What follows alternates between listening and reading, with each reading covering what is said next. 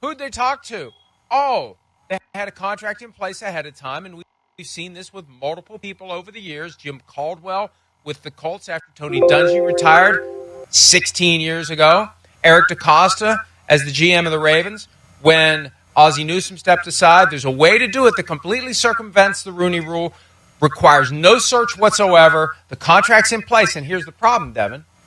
They would have pivoted last year from Mayo to Vrabel. They would have had to buy him out under the terms of his head coaching contract. He would have gotten all that money to never be the head coach of the New England Patriots. So now he gets paid to work for 1 year, and he's going to get paid the balance by the crafts. And, yeah, it's Vrabel. I mean, there's been no indication in the past 36 hours that it's anybody but Vrabel, and that they're doing this for any reason other than get Vrabel. Member of the Patriots Hall of Fame, Bill Belichick with charm, some charm, depending upon, how pissy he is that day. But at least he's got the capacity to crack a joke as he's slapping you in the face, or right after he slaps you in the face, or as he's doing it. So, yeah, I think he's exactly what they need right now to try to turn this around. He's very big on situational football, nuances the game. He out-Belichick with one of the rules that, this was a few years ago, but there was some obscure thing that he used against Belichick. I was there. The kind of thing Belichick would use against him or anyone. So I think he's exactly what they need right now.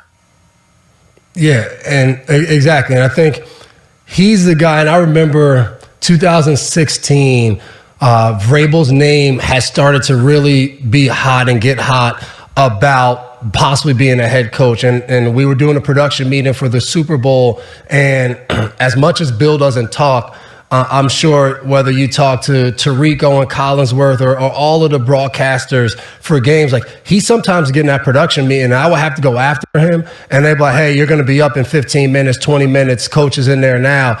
And like 30 minutes would go by, 45. And he would just be in there like going and going. And then they would finally be like, hey, just walk in the room. And it'll kind of give them the sign like, hey, let's move on. And I remember walking in and as he's walking out, the last kind of question was, hey, like, what do you think of Vrabel being a head coach? And I remember Coach Belichick was like, I think he would be a pretty damn good coach. He's enough of an asshole that he can go and be a head coach, because to be a head coach in this league, you got to have just a little bit of an asshole in you. And that's exactly what happened. He went to Tennessee. Yeah, so you even say sorry, London. Jeez, man, come on. I'm just not used to this. This is me quoting Belichick. So this is Belichick saying sorry, London. And then you see him take over, and I think that is the perfect fit of what New England's probably looking for, of a guy coming in that has some Belichick kind of ways about him, not full Belichick, but has some of those things about him. And I'm sure for the Crafts, it reminds them enough of Bill, but also has a side that they enjoy of moving maybe a little bit away from the personality of Bill into this new world. So I don't know how the whole process will work out or what they need to do, but I would be very surprised if it's not Mike Vrabel in there leading the Patriots organization going forward. And it'll be interesting to see if the friendship between Vrabel and Belichick is managed in a way that maybe, I doubt that it'll work, but maybe in time kind of melt the ice a little bit. At some point they're going to bring Belichick back and give him one of those red jackets and celebrate him. Maybe it won't be to the same extent of the big Tom Brady party from last year, but I've heard stories of Patriots-Titans games where, like the Titans buses are sitting there and waiting because Vrabel's in with Belichick, and they keep talking. And they keep talking after they play a game against each other. And Vrabel won't leave. And so that's the kind of relationship they have. But, yeah, it was the playoff game, Tom Brady's last game.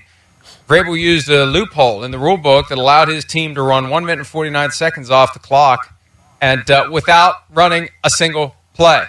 Amazing. But they closed that loophole after that. But that's what you're getting with Vrabel. Former player that's got the chops, the pelts on the wall, catching touchdowns in the Super Bowl. He's a guy who combines credibility with ability to stand in front of a room and take over. And the fact that he played, the fact that he's physically imposing, that was a knock on him, like in Tennessee. Oh, he's too physically imposing. Yeah. You want a skinny-ass little guy like me running your team.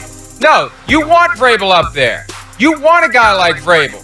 And I was stunned the Titans fired him, but it was no different than I think why the 49ers pushed out Jim Harbaugh. Because a good head coach is an asshole to a certain extent. The only exception is Tony Dungy and maybe Kevin O'Connell. Although I have a feeling Kevin O'Connell says what he has to say when he has to say it, but he does it with a smile on his face. But sometimes you have to be that way. And good coaches have a habit of coaching everyone all the time in everything, even the stuff they're not experts in. If they see you doing something in your job that they think you could be doing better, they're going to coach you. They may know not a damn thing about the job you do, but they will find a way to coach you. And that rubs people the wrong way. So if Mike Vrabel was coaching Amy Adams Strunk on how to better be an owner by saying, well, this is what Robert Kraft would do, maybe you should do this too, at some point people get their nose out of joint and they don't want the guy around anymore. Instead of saying, hey, this guy knows his stuff. Maybe we should keep him around forever. We're going to win a Super Bowl at some point if we keep this guy. You know, the day-to-day, we don't really like dealing with him becomes the impediment. I think that's ultimately what happened in Tennessee.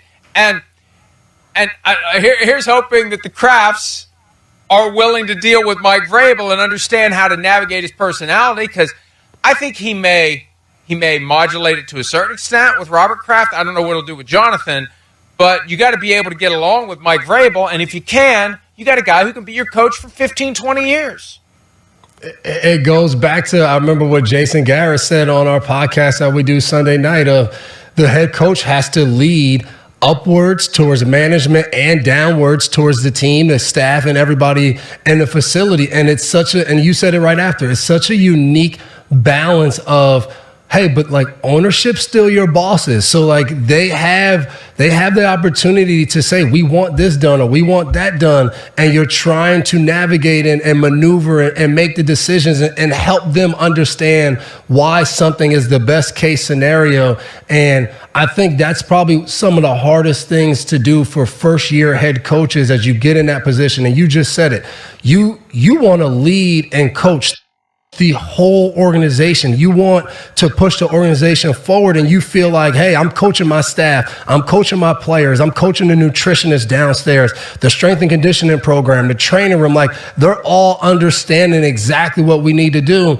But then maybe it's the social media team posted something that doesn't really make sense to you. So you're like, hold on, let me go upstairs and coach them. All right, let me coach the content team. Let me coach the market. Like you start saying like, all right, I got everybody downstairs moving in the right direction. It would be helpful for everybody upstairs to do and buy into what I'm saying too. So then you kind of find your way upstairs, leading and telling. And then sometimes it starts to be like, all right, hold on now, you're starting to do too much. And I look at what New England turned into, where Belichick was like, he had his hand in a little bit of everything and and it made sure that the organization was moving in alignment, always under one page, one path. This is a thing. This is the rallying cry. Whether you call it 2014, do your job. You walk into the Patriots organization and facility, there's people upstairs who have no idea what any team meeting, anything looks like. They're up there talking about, do your job. We got to all do our job. And you think about that. That's what I think every head coach wants. They want the whole organization, the whole ship moving under their direction. And that's not always easy to get with different ownership groups and whatever you have in place, whether it's a president, a general manager, like, everybody has an ego and everybody wants things done a certain way. And that to me will be interesting. Like, does Vrabel reach out to Belichick and say, hey, how should I be going in and handling this situation? Give me some advice. Give me some pointers. Like, I just wonder, I think it'll be a significant time in New England of how this thing goes forward. As of right now, Elliott Wolf is still on staff. If Mike Vrabel's brought in, what is their relationship? Is there a chance that he says, hey, in Tennessee, they traded A.J. Brown. There's no way in hell I wanted to trade A.J. Brown.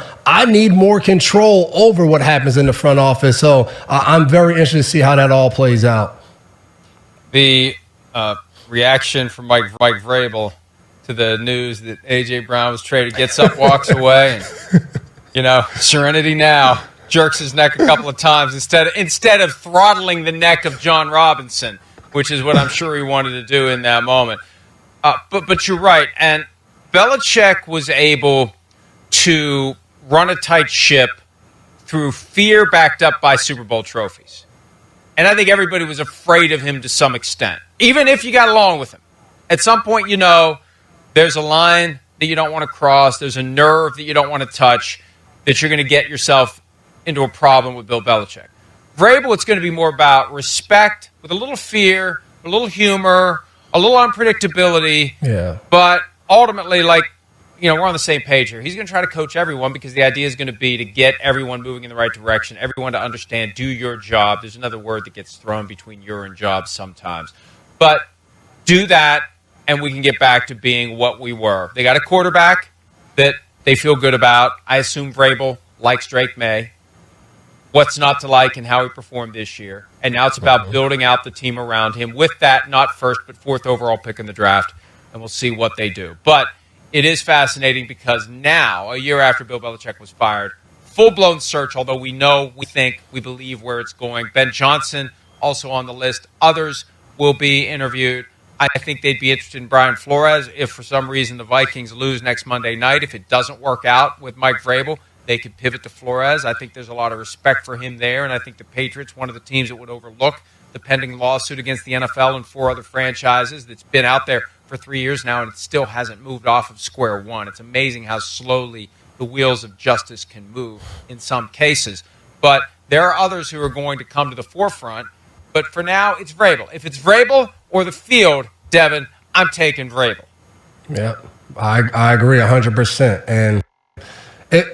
And those are the type of guys, whether it's Vrabel, like you said, Brian Flores, another guy they have a certain edge to them, a certain attitude about them, but they also could be charming. And both of these guys were already head coaches. They learned some valuable lessons in their first tenure as head coaches that I think in the second time around, they would understand maybe not how to change some things they did, just do it a little differently. Just handle and try to maneuver some relationships just a little differently to make sure what we need to get done gets done, and just having that approach and understanding. And I think that's the value of having the experience or getting a first time around at it, is because you do now know what to expect, what to do when this happens, when that happens. And I think even for a guy like Gerard Mayo, and you heard Kraft say, I think he does have the skill set. And, if I'm Mayo, I'm like, yeah, whatever, because if I think I had that skill set a year ago and we were investing in this being a skill set that I would use someday, but not right away. It's not going to come out right away. But I think even for him, he gets another opportunity and a crack at coaching, whether it's a coordinator position, whether it's a head coach position.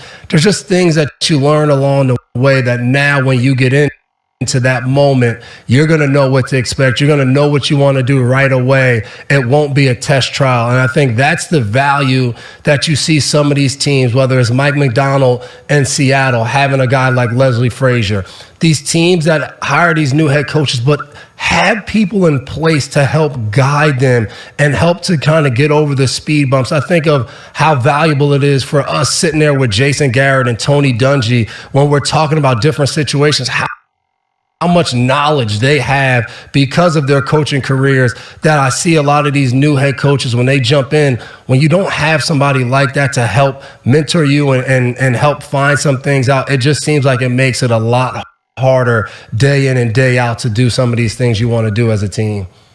And then there's the possibility, Devin, he just takes his buyout, goes back to private industry, back to making good money. He was doing well. He got, as you said earlier, lured back into coaching by Bill Belichick 5 years after he retired, I think it was.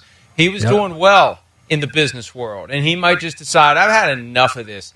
Cutthroat, no loyalty. You get jaded, you get a bad taste in your mouth, and that's it. And we've seen that with some coaches where they don't even try to get back in.